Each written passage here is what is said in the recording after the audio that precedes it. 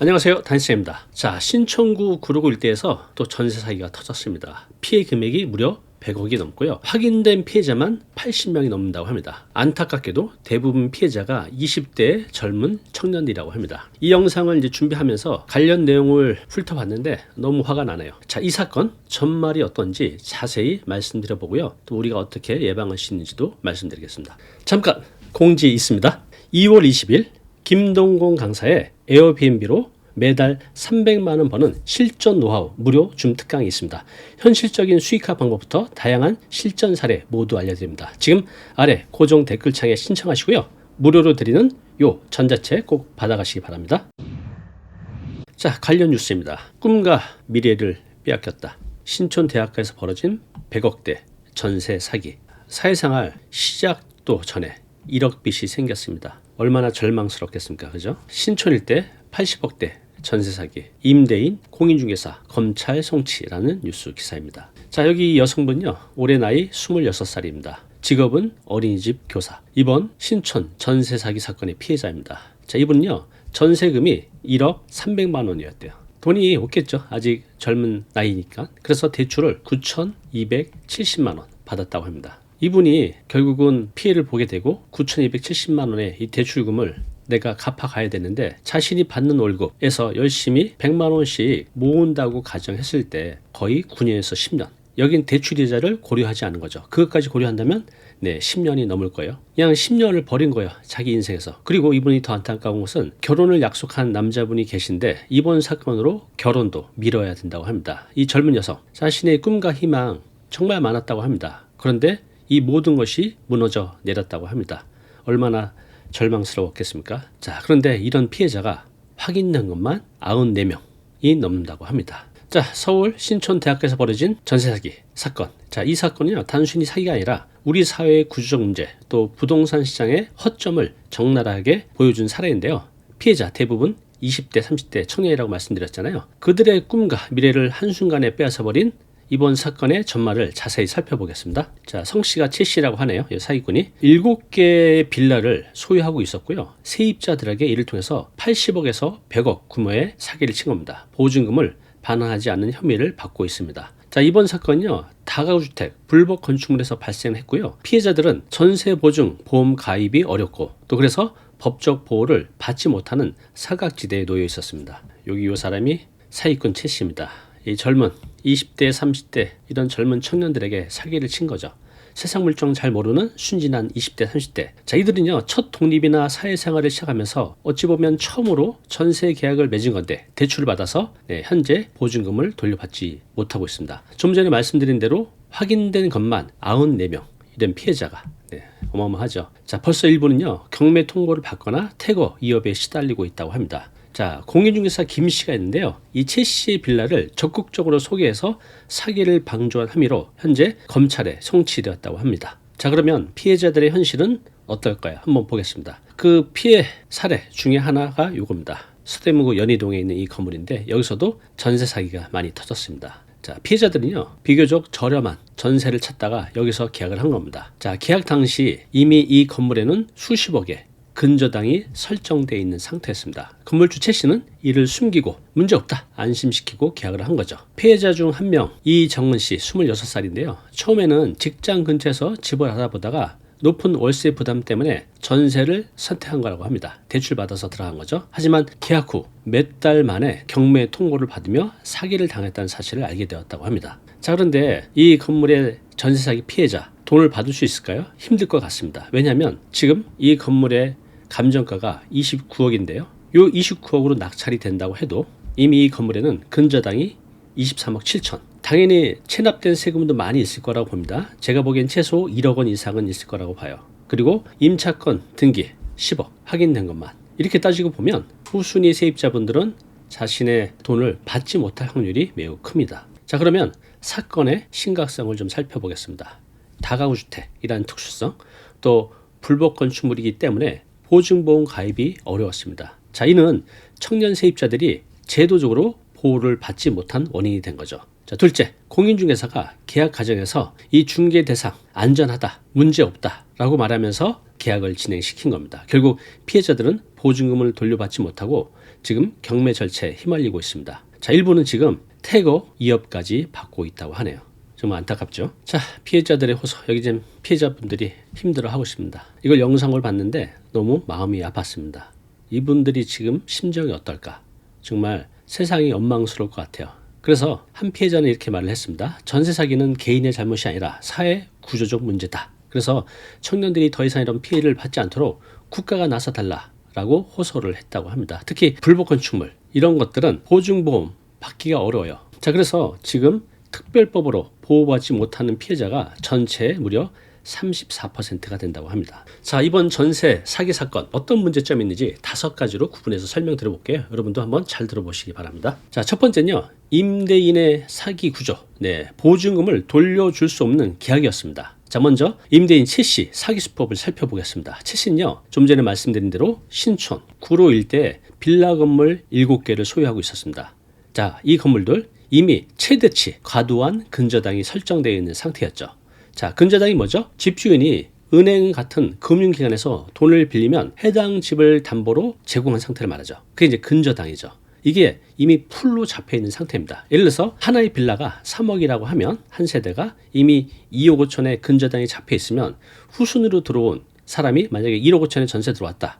그러면 사실상 보증금을 보호받기 어렵죠. 그런데 최 씨는 이런 사항을 숨긴 채 세입자들에게 안전하다, 문제없다, 안심시키며 계약을 체결한 겁니다. 결국 세입자들은 보증금을 돌려받지 못했습니다. 고스란히 본인들의 빚으로 떠안게 된 거죠. 자, 이 사건의 또 하나의 축은요. 공인중개사 김모 씨입니다. 자, 여기 이 회사원 27살인데요. 이분이 그 당시 공인중개사가 이렇게 말을 했다고 해요. 내가 7년 동안 쭉 봐왔던 사람인데 정말 믿을 만한 사람이다. 이런 식으로 말을 하면서 다양한 감언인설로 계약을 시켰다고 합니다. 자, 공인중개사 김 씨는 최 씨가 소유한 빌라 수십 채를 계약을 시켰다고 합니다. 문제는 김 씨가 임대인의 재정 상태 또 근저당 설정 사실을 어느 정도 알면서도 이를 제대로 고지하지 않았다는 점입니다. 자, 공인중개사는요. 계약을 작성할 때 계약서도 작성하지만 중개자성을 확인 설명 의무를 다해야 됩니다. 이 등기부등본을 통해서 주택의 권리관계 또 건물의 상태를 세입자에게 명확하게 알려줘야 되는데 그러지 않았다는 거죠. 김 씨는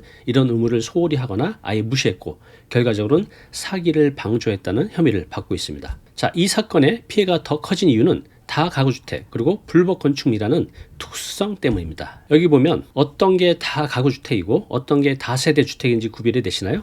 일반인들은 구별할 수 없습니다. 어찌 보면 전문가들도 외부로만 봐서는 구별하기 힘들죠. 자, 왼쪽이 다가구, 오른쪽이 다세대 주택입니다. 자, 이 주택 차이점이 뭘까요? 자, 여러 가지 차이점이 있고 또 같은 부분도 있습니다. 자, 층수는 다세대는 4개층 이하, 다가구는 3개층 이하 주택으로 쓰이는 부분이요. 또 구분 소유가 가능하냐? 다세대는 가능하지만 다가구는 안 됩니다.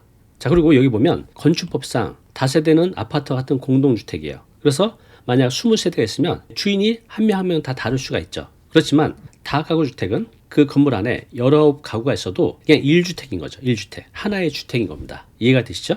자, 앞서 말씀드린 대로 이 다가구 주택 여러 세입자가 한 건물에 있지만 등기부등본상으로는 그냥 하나의 주택으로 등록이 됩니다. 따라서 세입자들은 각자의 보증금을 개별적으로 보호받기가 어려울 수가 있어요. 왜냐하면 이 다가구 주택 특성상 선순위 보증금이 뭐가 있는지 어떤 것이 있는지 몇 개가 있는지 확인하기 어려울 수 있기 때문입니다. 자, 예를 들어서 다가구 주택에 10명의 세입자가 있다고 볼게요. 자, 10번째로 들어온 세입자는 앞에 9명이 얼마의 보증금으로 어떻게 들어가 있는지 확인하기가 어렵다는 겁니다. 그래서 피해가 날 수 있다는 거죠. 자, 또 하나의 문제는 불법 건축물입니다. 불법 건축물이 되면 어떤 문제가 있냐면요. 전세 보증 보험 가입이 어렵습니다. 즉 법적 보호를 받을 수 없다는 거죠. 자, 이것이 이번 사건의 또 원인이 됐죠. 자, 그러면 피해자들, 이번 젊은 20대, 30대 청년들의 어떤 함정에 빠져들었나? 자, 첫 번째, 등기부등본 확인 부족입니다. 당연히 확인해야 되고 확인했겠지만 제대로 확인하지 않았던 거죠. 근저당 설정의 위험성을 인지하지 못했던 것 같아요. 자, 여기에 문제가 있습니다. 근저당은 확인할 수 있지만 선순위 보증금은 또 알 수가 없는 거죠. 그래서 등기부등본만으로는 확인할 수 있는 게 한계가 있었던 겁니다. 자, 두 번째는 전세보증보험 미가입입니다. 자, 이 건물이 불법 건축물이었기 때문에 보험 가입이 어려운 거죠. 자, 다가구 주택은 전체를 하나의 주택으로 보기 때문에 이 건물 일부에 불법 건축물로 등재가 되면 건물 전체가 불법 건축물이 됩니다. 그래서 이런 사태가 났을 때 구제를 받지 못했던 겁니다. 자, 마지막 세 번째, 공인중개사에 대한 과도한 신뢰. 대부분의 공인중개사분들은 잘 하십니다. 그런데 일부 공인중개사들, 이런 사람들이 있다는 거죠. 그래서 공인중개사가 모든 정보를 고지 않는 경우도 있기 때문에 중요한 것은 내가 확인해야 됩니다. 어쩔 수가 없어요. 그죠? 세 번째는요, 공인중개사에 대한 과도한 신뢰입니다. 대부분의 공인중개사분들은 잘 하십니다. 신이 성실하게 잘 하시는데 일부 이런 공인중개사분들이 있다는 거죠. 그래서 공인중개사가 모든 정보를 제대로 고지하지 않는 경우도 있기 때문에 본인이 좀 철저히 확인해야 됩니다. 본인이 확인할 수 없으면 주변에 좀 잘하신 분들의 꼭 도움을 받기 바랍니다. 자, 그럼 지금부터 여러분의 자녀, 또 지금 20대, 30대 분들 무엇을 조심해야 되는지 예방 팁을 알려드리겠습니다. 자, 첫 번째는요, 등기부등본 꼭 확인하시라는 겁니다. 근저당 설정 여부 확인할 수 있죠. 이 집이 근저당이 얼마나 잡혀 있는지, 그래서 시세에 비교해서 내 전세 보증금 안전한지. 자, 만약에 집의 시세가 3억이에요. 그런데 근저당이 2억 5천 잡혀져 있어요. 내가 여기에 전세 2억으로 들어가면 어떻게 되죠? 보증금을 돌려받지 못할 가능성이 큽니다. 자, 가장 기본이죠. 근데 사회 초년생들은요, 이걸 잘 모를 수도 있어요. 그죠? 그래서 꼭 그걸 잘 아시는 분들하고 같이 가서 계약을 하시는 게 좋습니다. 자, 그리고 두 번째, 소유주 정보 확인. 오늘은 이 말씀을 드리지 않았는데 실제로 이 소유주 문제 때문에 사기 사건도 굉장히 많이 있습니다. 그래서 등기부등본상의 소유주, 또 실제 그 건물의 소유주 꼭 확인하시기 바랍니다. 자, 두 번째는요, 전세보증보험 가입 꼭 하시기 바랍니다. 보증금의 안전장치입니다. 자, 어디서 할 수 있죠? 허그, 또 서울보증보험에서 할 수 있습니다. 그래서 내가 전세보증보험을 가입할 수 있는 건물에 들어가셔야 된다는 거죠. 불법 건축물이 있는 건물은 안 될 수 있다는 겁니다. 자, 세 번째, 공인중개사는 밑에 자체적으로 또 검증을 하자는 거죠. 일단 등록 여부를 꼭 확인하시기 바랍니다. 국토교통부에 들어가시면요, 중개사무소 등록정보 시스템이 있습니다. 거기서 해당 중개사가 정식 등록된 곳인지 꼭 확인하시기 바랍니다. 그리고 중개대상물 확인 설명서 이거 있잖아요. 이걸 여러분들이 설명해 줄 거예요. 안 한다면 꼭 확인을 요구하고요. 집의 권리관계, 또 건물의 상태 등을 꼼꼼히 체크하시기 바랍니다. 자, 그리고 이번 사건에 문제가 된 다가구주택, 그리고 불법 건축물 주의하시라고 말씀드렸죠. 그래서 확정일자 전입신고를 꼭 확인하시기 바랍니다. 다가구주택에 거주할 경우 확정일자 전입신고를 통해서 최소한의 보호장치를 마련할 수 있는데, 자, 요즘은요, 이거 계약할 때 전입세대 연락원, 또 확정일자 부여 현황을 통해서 이 건물에 나보다 선순위로 어떤 사람들이 들어있는지 확인할 수가 있어요. 이걸 꼭 확인하시기 바랍니다. 두 번째, 반복해서 말씀드리지만 불법 건축물 여부 꼭 확인하셔야 됩니다. 왜냐하면 전세보증 가입이 어렵습니다. 자, 마지막, 이런 일이 절대 생기면 안 되지만 내가 전세 사기 피해자가 됐을 때 이곳에 전화하시기 바랍니다. 전세 사기 피해 지원센터 허그에서 운영하거든요. 서울은 대표번호 이거고요. 아래 1533-8119로 전화하셔야 됩니다. 이곳에 전화하시면요, 이런 지원을 받을 수가 있습니다. 법률 상담, 심리 상담, 주거 지원, 금융 지원 이런 것들을 받을 수 있으니까요. 꼭 전화하셔서 지원을 받으시기 바랍니다. 자, 오늘은 신촌 전세 사기 사건 평생 세상에 안 나왔으면 좋겠습니다. 아까 보셨지만 젊은 청년의 어찌 보면 10년, 20년을 그냥 도둑질해 간 거예요. 얼마나 안타깝습니까? 자, 앞으로도요, 여러분들의 소중한 재산을 지킬 수 있는 다양한 부동산 정보 알려드릴게요. 여러분들 궁금한 또 사항 있으면 아래 댓글로 남겨주시기 바랍니다. 감사합니다. 자, 오늘 내용 너무 중요한 내용이죠. 영상 보고 나면 잊혀지잖아요. 자, 자료 무료로 제공하고 있습니다. 이 자료 요거 받고 싶은 분들은요, 아래 링크로 신청하시면 됩니다.